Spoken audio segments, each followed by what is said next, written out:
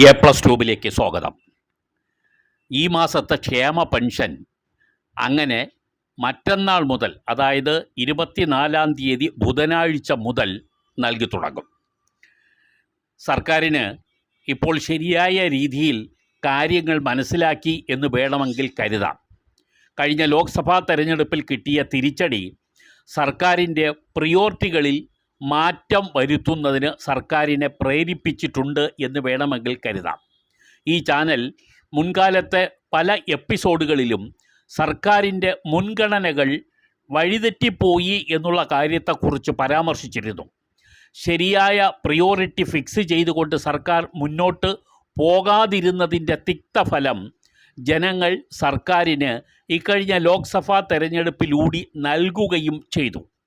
സർക്കാരിൻ്റെ തന്നെ സ്ഥിരം വോട്ടുകൾ വരെ വഴിമാറിപ്പോയി എന്ന് സർക്കാരിന് ബോധ്യപ്പെട്ടപ്പോൾ പ്രിയോറിറ്റികളിൽ സർക്കാർ തന്നെ മാറ്റം വരുത്തി എന്നുള്ളതാണ് ഇപ്പോഴത്തെ ഈ പുതിയ നിലപാടിൽ നിന്നും മനസ്സിലാക്കാനുള്ളത്. ക്ഷേമ പെൻഷൻ്റെ ജൂലൈ മാസത്തെ വിതരണമാണ് ഇപ്പോൾ ബുധനാഴ്ച മുതൽ ആരംഭിക്കുന്നത്. ഒരു ഗഡു വിതരണമാണ് ഇപ്പോൾ, അത് ജൂലൈ മാസത്തിലെയാണ്. പക്ഷേ 5 മാസത്തെ പെൻഷൻ കുടിശ്ശിക എന്ന് പറയുന്നത് ഈ സാമ്പത്തിക വർഷം 2 എണ്ണവും അടുത്ത സാമ്പത്തിക വർഷം 3 എണ്ണവുമായി തായാണ് സർക്കാർ ഇപ്പോൾ നിശ്ചയിച്ചിരിക്കുന്നത്. അങ്ങനെ 5 മാസത്തെ പെൻഷൻ കുടിശ്ശികയായി തന്നെ നിൽക്കുകയാണെങ്കിലും ഓരോ മാസവുമുള്ള ക്ഷേമ പെൻഷൻ അതാത് മാസം തന്നെ വിതരണം ചെയ്യും എന്ന് ബജറ്റിൽ പ്രഖ്യാപിച്ചിരുന്നു. അപ്രകാരമുള്ള ഒരു വിതരണമാണ് ഇപ്പോൾ 24-ാം തീയതി മുതൽ തുടങ്ങുന്നത്.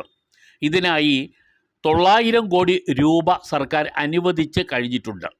ബാങ്ക് അക്കൗണ്ട് നമ്പർ നൽകിയിട്ടുള്ളവർക്ക് അക്കൗണ്ട് വഴിയും മറ്റുള്ളവർക്ക് സഹകരണ സംഘങ്ങൾ വഴി നേരിട്ട് വീട്ടിലുമാണ് പെൻഷൻ എത്തിക്കുന്നത്. അതാത് മാസം പെൻഷൻ നൽകാനുള്ള നടപടികൾ തുടരും എന്നും ഇപ്പോൾ സർക്കാർ അറിയിച്ചിട്ടുണ്ട്. എന്തായാലും സർക്കാരിനെ സംബന്ധിച്ചിടത്തോളം ശരിയായ രീതിയിൽ കാര്യങ്ങൾ ചിന്തിക്കാനുള്ള ഒരു സമയം സന്നാഹമായി എന്ന് ബോധ്യപ്പെട്ടിട്ടുണ്ടെന്ന് തോന്നുന്നു. ഇതുപോലെ ലൈഫ് പെൻഷൻ്റെ ഗഡുക്കളും നൽകാതെ അതിനുള്ള ലിസ്റ്റിൽപ്പെട്ടവർ കാത്തിരിക്കുകയാണെന്നുകൂടി ഈ സർക്കാർ ഒന്ന് മനസ്സിലാക്കിയെങ്കിൽ നന്നായിരുന്നു. അപ്പോൾ ഈ പൊതുജനങ്ങൾക്ക് കൊടുക്കാനുള്ളതെല്ലാം കൃത്യമായും കൊടുക്കാതെ അത് മുഴുവൻ കുടിശ്ശികയായി മാറ്റി വച്ചുകൊണ്ട് മറ്റ് പല സെക്ടറുകളിലേക്കും പണം ദുർവ്യയം ചെയ്യുന്ന രീതി ഇനി തുടരരുത് എന്ന് ഈ നാട്ടിലെ ബഹുഭൂരിപക്ഷം വരുന്ന ജനങ്ങളും സർക്കാരിനെ കഴിഞ്ഞ തെരഞ്ഞെടുപ്പിൽ അവരുടെ കയ്യിലുള്ള ബാലറ്റ് മുഖേന ഓർമ്മിപ്പിച്ചിട്ടുണ്ട്. അത് വ്യക്തമായതിൻ്റെ അടിസ്ഥാനത്തിലാണ് പുതിയ നീക്കങ്ങൾ എന്ന് വേണമെങ്കിൽ മനസ്സിലാക്കാം. എന്തായാലും ക്ഷേമ പെൻഷൻ അതാത് മാസം കൊടുക്കുക എന്നുള്ളത് ഇനിയെങ്കിലും മുടങ്ങാതിരിക്കാൻ ഈ സർക്കാർ, അതായത് ഇടതുപക്ഷം ഭരിക്കുന്നു എന്ന് അവകാശപ്പെടുന്ന, കമ്മ്യൂണിസ്റ്റ് പാർട്ടി നയിക്കുന്നു എന്ന് അവകാശപ്പെടുന്ന, പാവങ്ങൾക്ക് വേണ്ടി നിലകൊള്ളുന്നു എന്ന് പലവട്ടം പ്രഖ്യാപിക്കുന്ന ഈ സർക്കാർ തുനിയുമെങ്കിൽ ഈ സർക്കാരിന് ഭൂഷണം എന്ന് മാത്രമേ പറയാനുള്ളൂ.